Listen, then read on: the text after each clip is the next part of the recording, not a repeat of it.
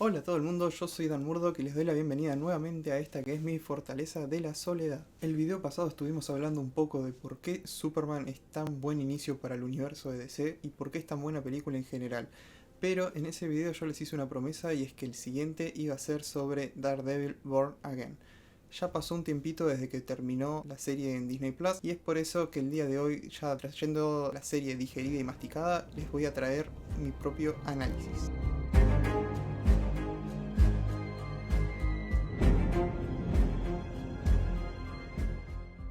No es ninguna casualidad que este canal se llame Dan Murdock. Ya desde ese lejano abril de 2015, cuando la serie se estrenó por primera vez en Netflix, que quedé completamente enamorado de la narrativa, su tono, pero sobre todo de los personajes. Esos personajes que hacen ricos al protagonista. A esos personajes que hacen que Daredevil sea especial. Yo tenía apenas 14 años cuando la serie vio luz por primera vez en Netflix, aquella plataforma que recién estaba en ascenso y no era el monstruo con que es conocido hoy en día. Recuerdo que la serie se estrenó y me pasó completamente por el costado porque ni siquiera me había enterado. Creo que fue al mes más o menos que empecé a ver un montón de memes, un montón de pósters, escenas y demás por redes sociales y dije, a ver, vamos a ver qué onda.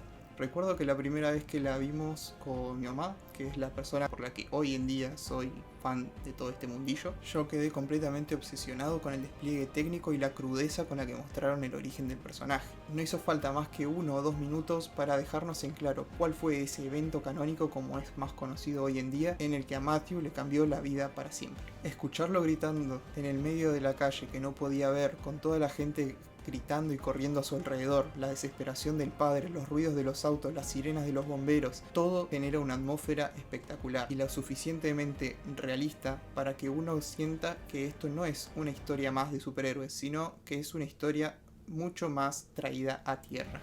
Es lo que podría considerarse un prólogo perfecto, es eso que te genera intriga y muchísimas ganas de querer saber muchísimo más.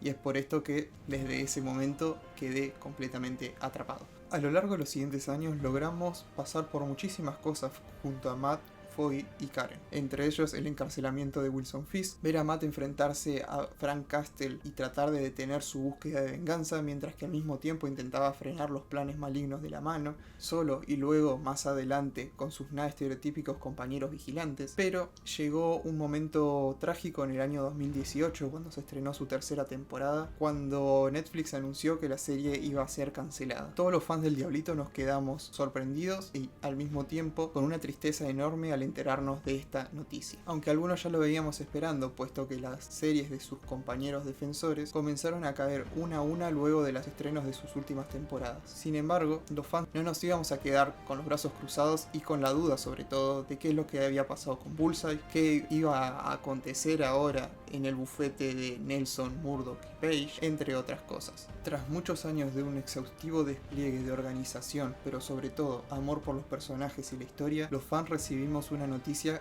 que nos haría gritar cual Matt luego de vencer por última vez a Wilson Fisk al final de la tercera temporada. La serie sería retomada en Disney Plus. En ese momento no había más que alegrías. Volveríamos a ver a Charlie Cox ponerse el traje, volveríamos a ver los crímenes de Kingpin, puesto que Vincent D'Onofrio volvería a encarnar al icónico villano, y sobre todo algo que nos encantó en ese momento es que anunciaron que la serie tendría nada más y nada menos que 18 episodios, el doble o hasta el triple de la cantidad de episodios que solían tener las series de Marvel Studios hasta ese momento. Como dije, al principio eran todas alegrías, sin embargo, cuando la producción comenzó, empezaron a salir las primeras noticias que nos empezaron a desencajar un poco. Se empezó a decir que la serie ya no sería una continuación directa, sino que simplemente tomaría algunos elementos de la serie original, el casting no volvería por completo. Por ejemplo, la actriz que representa a Vanessa no volvería a encarnar el papel, Foggy y Karen serían asesinados fuera de cámara, cosas que empezaron a hacer muchísimo ruido. Y como frutillita del postre, se decía que el tono oscuro, maduro y traído a tierra que solía tener la serie y que era lo que más llamaba la atención, sería reemplazado por un tono más clásico de lo que estaba acostumbrado a hacer Marvel Studios. La cosa no pintaba bien para los fans más acérrimos de la serie como yo. Sin embargo, cuando la producción comenzó y luego de haberse grabado y rodado por completo los primeros 6 capítulos, Kevin Feige, productor ejecutivo de Marvel Studios, los comenzó a ver. Aparentemente esos 6 capítulos que estaban grabados no convencieron por dónde llevaba adelante la historia y decidió volver a empezar la producción desde cero, con nuevos guionistas, nuevas personas a cargo de las secuencias de acción y sobre todo volver a traer a esa parte del casting original que habían dejado de lado. Ese fue el momento en el que el sol comenzó a brillar nuevamente para nosotros. Trajeron a guionistas de las series de Loki y Moon Knight, al coreógrafo de las escenas de acción de las series de Netflix, y confirmaron por fin lo que tanto queríamos todos: la vuelta de Karen Page, encarnada por Deborah Ann Woll, y Eldon Henson encarnando al carismático amigo de Matt Murdock, Foggy Nelson. Luego de tantas idas y vueltas, el 4 de marzo de 2025 fue la fecha que eligieron para que los fans pudiéramos volver a Hell's Kitchen.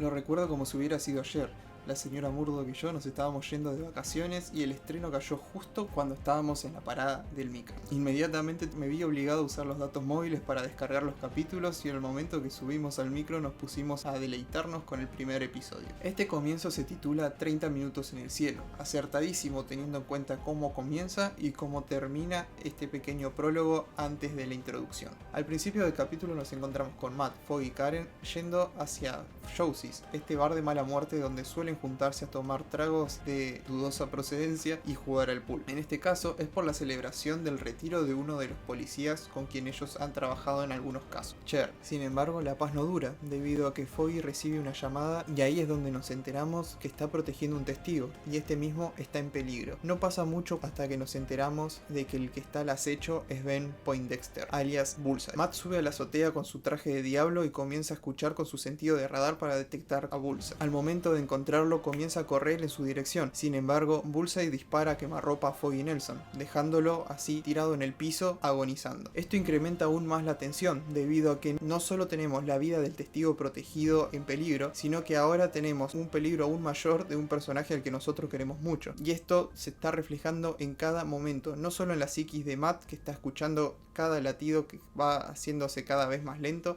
sino también lo escuchamos nosotros dentro del sonido de fondo. La acción comienza. Matt y Ben se dan con todo, se pegan en la calle, en la terraza, hasta en el mismísimo bar de Showsies. Sin embargo, todo esto se da con los latidos de Foggy de fondo escuchándose como de a poco comienzan a atenuarse hasta que llegan a detenerse. En ese preciso momento, Matt se deja llevar por la ira y deja de lado todas sus creencias y valores, empujando así a Poindexter por el borde del edificio y aunque este no muriera, le deja la pauta perfecta para que él deje de ser un vigilante. No pudo proteger a su familia y dejó de lado todas sus creencias y valores que lo separan de personas como Frank Castle. ¿Qué otro motivo podría llegar a necesitar? Desde lo técnico es una maravilla. En 15 minutos nada más nos dejan en claro por dónde va a ir la temporada, el por qué el título de la serie Born Again, Volver a Nacer. Matt va a dejar el manto de Daredevil, pero va a haber algo que va a tener que hacerlo volver a ponerse el traje. Y al mismo tiempo nos destrozan con la muerte de un personaje tan entrañable como lo es Foggy Nelson. Llegando a la intro, tengo que admitir que la primera vez que la vi no me terminó de convencer. Esperaba algo épico y solemne como la original, o incluso algo mejor, pero al momento de verla la verdad es que no me había terminado de convencer. Pero semana a semana la empecé a ver con otros ojos. El significado de la caída de una ciudad, junto con la desaparición de su héroe, y cómo la misma debe volver a reunirse para poder llamar nuevamente a su demonio guardián, es un mensaje claro y conciso. La música acompaña a la perfección, con acordes tenues y algunos bruscos cada tanto, dando señales de que hay algo oculto entre las sombras. Mientras la iglesia cae, los cánticos corales comienzan a sonar, que no es coincidencia teniendo en cuenta la importancia que tiene esta institución para Matt Murdock. Y si nos ponemos más filosóficos, podríamos decir incluso que son mismos ángeles llamando a su caballero más fiel en la tierra. Por último tenemos el comienzo del tema original de la serie de Netflix. Comienza justo cuando ese pequeño pedacito de cuerno que pierde en el combate contra Bullseye comienza a arrastrarse contra otros pedazos de piedra que terminan reconstruyendo nuevamente la estatua de nuestro héroe protagonista. Efectivamente, es cine. Volviendo a la historia, comienza un año después del prólogo anteriormente mencionado. Vemos el amanecer en un nuevo día para Matt Murdock, quien ahora vive en un departamento mucho más lujoso y el anterior lo ha reutilizado para convertirlo en un bufete de abogados. Por si fuera poco, ese mismo día se llevaría adelante el juicio por los crímenes cometidos por Ben Poindexter, quien es condenado a múltiples cadenas perpetuas, pero la alegría duraría poco, puesto que Wilson Fisk, sí, Kingpin, estaba postulando como alcalde de Nueva York, quien esa misma noche fue anunciado como ganador. A lo largo de la temporada veremos un tratamiento muy acertado de los personajes de Matt Murdock y Wilson Fisk, tratándolos a ambos como dos lados de una misma moneda. En este caso, se enfocan en cómo ambos buscan resguardar ese lado violento. Sin embargo, capítulo a capítulo veremos cómo diferentes sucesos irán llenando gota a gota un vaso que tarde o temprano tendría que rebalsar. El tratamiento de Wilson Fisk me pareció de lo más acertado. Vemos cómo se sienta a hablar con Matt Murdock y a plantear su mejoría y cambio, pero al momento de ver todas las trabas que el sistema le pone al momento de generar sus actos políticos, comienza a recordar lo fácil que era llevar adelante una actividad siendo Kingpin, y esto hace que toda la situación del alcalde correcto comience a sobrepasarlo. Obviamente, con el transcurso de los capítulos vamos viendo que eso de alcalde correcto nunca fue tal. Tenía encerrado al amante de Vanessa y sus intenciones con el puerto de Red Hook no eran para nada benevolentes ni tampoco eran para ayudar a la ciudad. Pero la temática que gira en torno a lo corruptible que es el sistema debido a las dificultades que este plantea me pareció no solo arriesgado sino también diferente y refrescante para una historia de Marvel Studios y sobre todo para aquello que nos tiene acostumbrado Disney. En el caso de Matt es la culpa lo que lo lleva a reprimir todas esas broncas. Sin embargo, al presenciar tantas injusticias y sentirse con las manos atadas, será lo que lo lleve nuevamente a desempolvar el traje y revivir al diablo. A pesar de que es una buena idea y contundente, hay algunos baches dentro de la historia que terminan haciendo que la misma no se termine de sostener con fuerza. Principalmente en la historia de Matt, que por ejemplo en el episodio 5, el del robo al banco, él usa una capucha para salir a actuar como vigilante y poder salvar a los rehenes. Sin embargo, en el capítulo 6 lo vemos nuevamente reticente y sumido a esa culpa para no volver a ponerse el traje, o por lo menos un ratito hasta que termine el capítulo. Ya que mencioné el capítulo 5, es el ejemplo perfecto de lo que pasa cuando tenemos una serie producto de las diferencias creativas, el reciclaje y las regrabaciones. Se nota muchísimo la diferencia entre los capítulos parchados, aquellos que quedaron completamente conclusos de la producción anterior y cuáles son aquellos que son 100% nuevos. Para los que no tengan esta información, los episodios 1, 8 y 9 son aquellos que fueron hechos 100% por el equipo productivo nuevo. El episodio 5 es el único que sobrevivió de la etapa anterior productiva, no tuvo ningún cambio ni ningún parche. Y los episodios 2, 3, 4, 6 y 7 son aquellos episodios que ya estaban un poco en marcha de la producción. Sin embargo, se buscó cambiar algunas cosas en el guión para que funcionen mejor con esta nueva historia que estaban queriendo contar. Esto hace que la temporada sea muy desequilibrada. Tenemos momentos donde la cinematografía es algo precioso y hay otros en donde es completamente plana. Lo mismo con el CGI, es decir, los efectos especiales hechos por computadora. Se notan muchísimo cuáles fueron las escenas grabadas a lo último que no tuvieron por ende ni tiempo ni el presupuesto total para poder llevarlas adelante de la manera más orgánica. Hay personajes que se sienten completamente desechables. El que mayor pagó el precio fue Muse. Es un personaje que se viene ticiando desde el episodio 1 y al momento que llega su momento de tener los reflectores ante él, dura un capítulo y medio y lo terminan matando. A mí personalmente Muse me decepcionó muchísimo. No por su contraparte de los cómics, sino porque es un personaje que se venía viciando y se venía vendiendo como el villano de la temporada. No solo en los trailers, sino también durante el comienzo de la temporada veníamos viendo semillitas esperando a que esto explote. Sin embargo, esto nunca termina siendo así. Algunos dirán que el villano a vencer siempre fue Wilson Fisk, y sí, lo es. Pero al ya tener una segunda temporada confirmada, era más que obvio que en esta primera temporada Wilson Fisk no iba a ser detenido. Lo que yo sentía más orgánico era que Muse sea el gran villano de esta temporada, dándole pie a que Wilson Fisk se luzca en la siguiente. Otros personajes que se sienten fuera del nivel planteado son Bibi Yurik y Daniel Blake. En el caso de la primera, teniendo el apellido Yurik uno pensaría que sería un personaje de mucho peso o que sería algo crucial dentro de la temporada. Sin embargo, el 90% de la temporada lo único que hace es protagonizar entrevistas en un videoblog que realiza para llevarnos como puente entre el ciudadano promedio de Nueva York y nosotros, para ver cuáles son los pensamientos de la gente de a pie sobre el accionar de los vigilantes, el accionar de la policía, el accionar de las mafias o incluso las del alcalde. En el último episodio recién nos enteramos que ella es consciente que Wilson Fisk fue quien asesinó a su tío. Sin embargo, llega un poco tarde, y a pesar de que la próxima temporada pueda llegar incluso a trabajar codo a codo con Karen Page para destapar los crímenes que lleva adelante Kingpin, esta temporada nos ha quedado bastante pobre y la verdad es que no entiendo cuál fue el motivo de la presentación, si no iban a desarrollarla como correspondía en estos primeros 9 episodios. En el caso de Daniel Blake es un poco lo mismo que con Bibi Yurik. En su mayoría del tiempo simplemente nos dedicamos a verlo como el amigota favorito de Wilson Fisk. Sin embargo, en él lo que sí podemos notar es un lento pero constante desarrollo hacia su descenso al lado oscuro. El momento justo donde vemos que él cambia su switch es el momento en el que acepta haber filtrado accidentalmente información delicada del alcalde, y él mismo, en lugar de castigarlo, decide ascender. Daniel ahora no tendría solo capacidad para tomar decisiones, sino también para dar órdenes y llevar adelante movidas más turbias, como por ejemplo amenazar a Bibi para que ésta publique fake news en pos de enaltecer la imagen del alcalde y su fuerza antivigilantes, o más llegado al final de la temporada, extorsionar a la mesa del consejo para que apoyen los planes que Fisk tiene para la ciudad.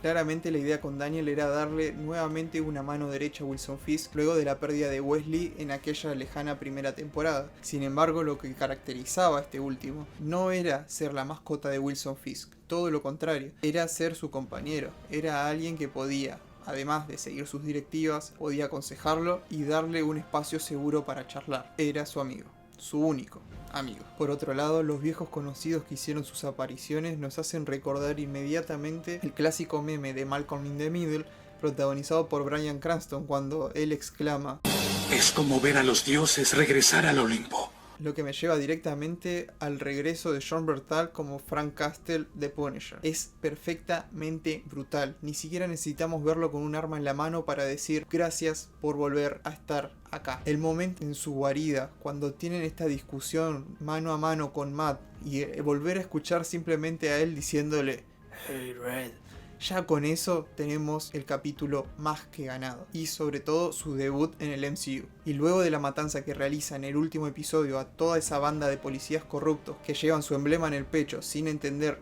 lo que representa realmente, lo único que queda decir es: bienvenido a casa, Frank, y espero que te quedes por mucho tiempo más. Como conclusión, puedo decir que Daredevil Born Again fue una serie correcta, superior a muchos de los productos de Marvel Studios en Disney Plus, pero se quedó corta para lo que había presentado su antecesora. Tuvo grandes momentos, los juegos de luces en el episodio 8, el gran prólogo, la matanza de Frank en el último episodio, el brutal asesinato del comisionado Galo en manos de Kingpin, y por supuesto, el momento necesitamos un ejército. Ese momento que me generó piel de gallina y me generó muchísimas ganas de ver en la segunda temporada a todos los Defenders. No te voy a mentir, lo que realmente sentí es que en la escena final, cuando está en el bar de Josie y se iba a abrir la puerta, que en esas mesas íbamos a ver a Jessica, a Dani, a Luke, quizás a Moon Knight, quién sabe, ahí sentados preparados para planificar el accionar contra Kingpin. No fue así, pero estoy seguro de que en la segunda algo de eso vamos a tener. Espero ver una temporada mucho más consistente, con una narrativa clara y unidireccional, con personajes aprovechados que tengan un motivo para existir. Esa es una regla básica de un guión. Cada personaje tiene que existir por algo, y esto fue algo por lo que la serie de Netflix siempre se destacó. Los oficiales Mahoney y Nadeem, Turk, Ellison, Wesley, Ben Urich, los fiscales de distrito, etc. Son todos personajes que quizás son secundarios tirando a terciarios, pero siempre tienen una razón por existir. Es algo que los productos de Marvel fueron perdiendo a lo largo de los años, y espero con muchas ansias ver si en la segunda temporada logramos tener nuevamente esta incorporación. Que cada personaje importe y tenga su trasfondo a pesar de no ser un protagonista. Te quiero mucho, Daredevil, y también a ustedes por ver. No te olvides de dejarle like si te gustó el video, de comentar, también de suscribirte, así podemos empezar a generar nuestro propio ejército de vigilantes. Me pueden seguir en las redes sociales que van a estar apareciendo acá de este lado. Y bueno, yo soy Dan Murdock y como siempre les digo, sean amables, que ese es el nuevo punk rock. Chao, chao.